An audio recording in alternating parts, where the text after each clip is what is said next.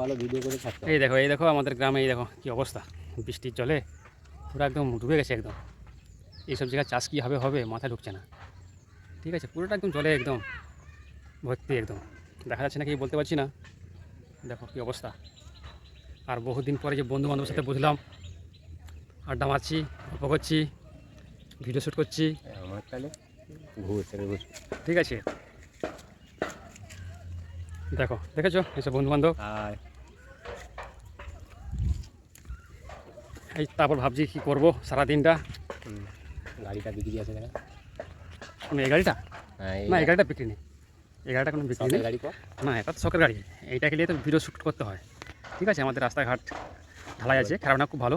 আমাদের গ্রামটা খুব সুন্দর গ্রাম, খুব সুন্দর পরিবেশ। ঘুরে যাও। ঠিক আছে, আর তোমরা যদি দেখতে চাও আসবে, ঘুরে যাবে নন্দীগ্রাম ন্যায্য গ্রামে।